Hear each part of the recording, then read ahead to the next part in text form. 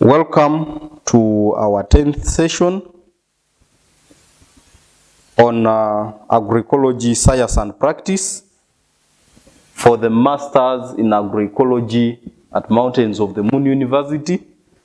I am Dr. Tadeo Kahigwa-Tevasima, a lecturer in the Faculty of Agriculture. In our last session, we were talking about soil management, and we talked about several strategies that can enhance soil management. Today, we talk about several other practices.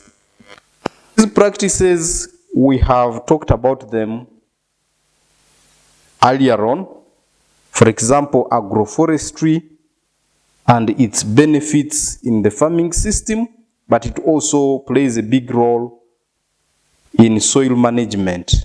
We have several times mentioned how the deep-rooted agroforestry trees collect nutrients from deeper soil layers and through their leaf fall, bring these nutrients to the upper layers of the soil where other shallow-rooted crops can easily access these nutrients.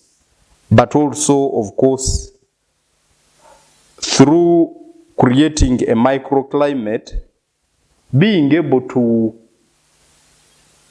contribute to a conducive soil temperature, and also breaking through their exudates from the roots, breaking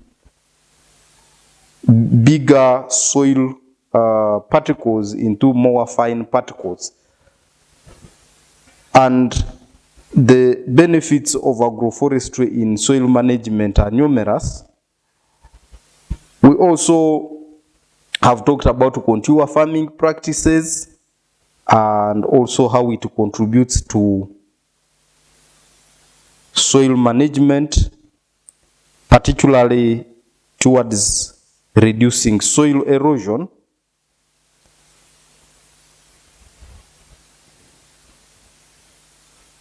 But one of the biggest challenges, particularly in the tropics, is soil erosion. And when it comes to smallholder farmers, they have limited capacity to manage this challenge on their farms. So we will talk a little bit more on soil management through physical soil conservation measures. Physical soil conservation measures are features made of earth, stones, or masonry work designed to protect the soil from uncontrolled runoff and erosion and retain water where needed. So we are back to our topic on soil and water conservation. The selection and design of structures depend on climate and need to retain or discharge the runoff, the farm size, soil characteristics, availability of an outlet or waterway, labor and the cost of labor, but also the cost of other essential elements for establishing the structures, adequacy of existing agronomic or vegetative conservation measures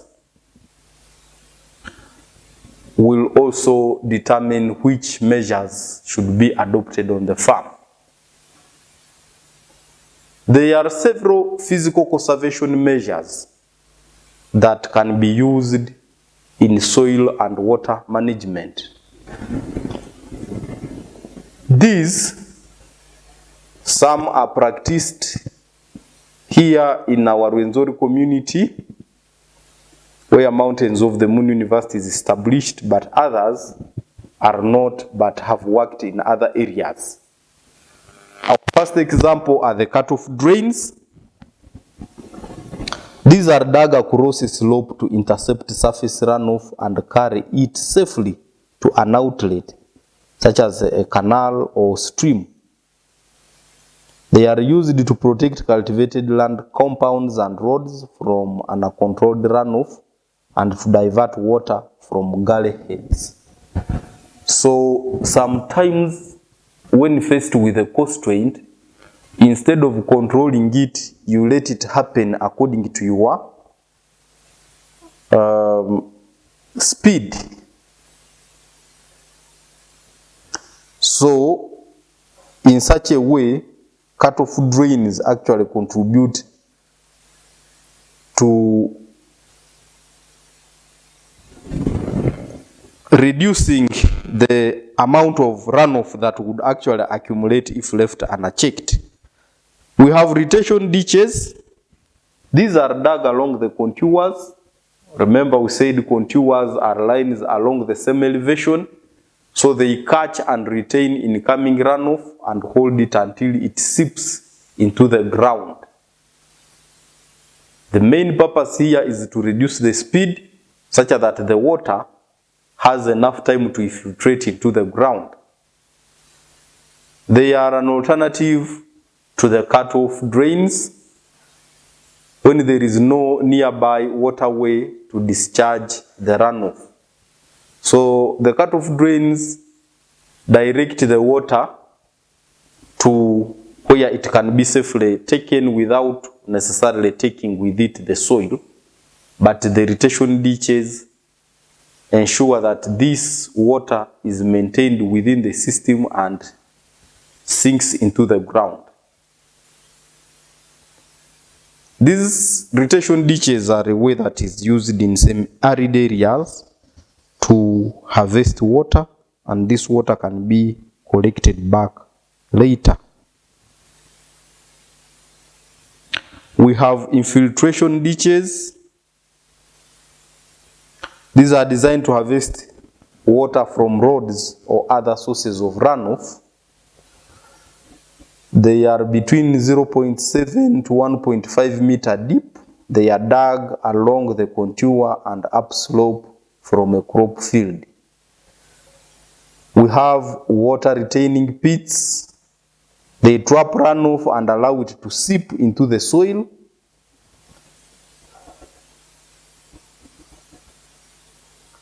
These pits can be dug randomly in the field, especially if the field was already established without any soil erosion control measure.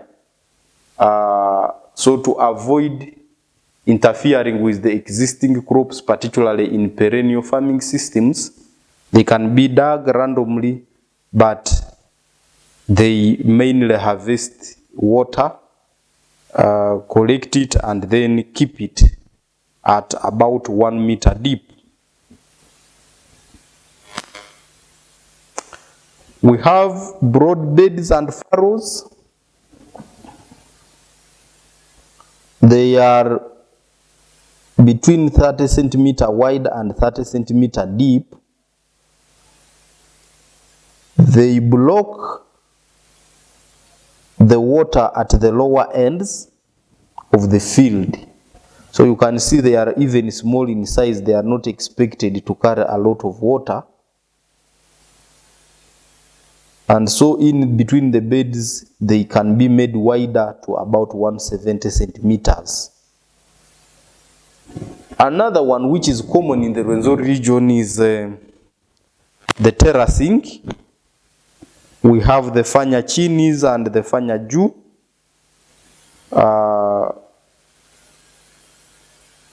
These ones are determined by where, after the trench has been constructed, where the soil will be placed. If it's above the terrace, then it's called a fanya juu, and if it's below, then it's called a fanya chini. And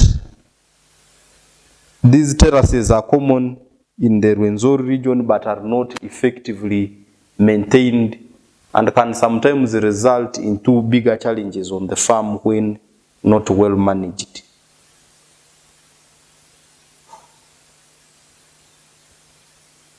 We have bench terraces. and they are suitable for slope of up to 55%. So this is very appropriate for the Rwenzori region because most of the slopes fall in this between 45 to 60%. We have stone terraces. They are built high, they are built on steep slopes,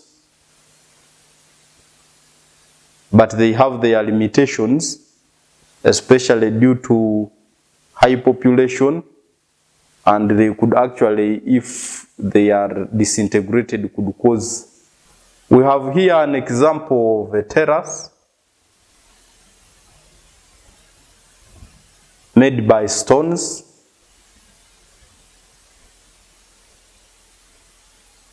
And you can see that the slope of the land is reduced by cutting it into smaller flat areas on which cultivation can be possible.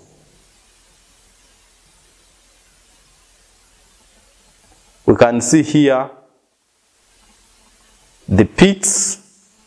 These are regularly introduced into this field. There is no crop, but in the situation where the crops have been established, as I mentioned earlier, you can randomly allocate them in the field so that they can collect the water and it will be held back into the field.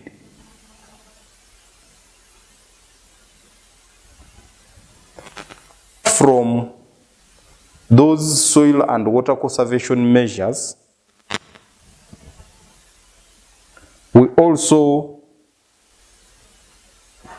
look at proper land use planning in soil and water conservation as a key element of supplementing those measures.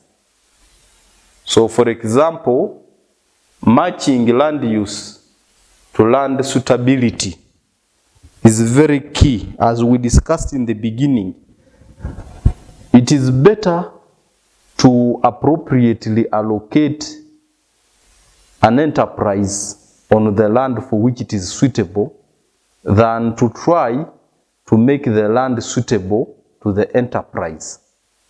So once you have established the wrong enterprise in the wrong area, then it will be very difficult to be able to manage the soil and water in such an area. We end this session here, and our next session will be on the estimation of soil erosion, so that it is based on this estimation that we can recommend appropriate measures as we have discussed in this session.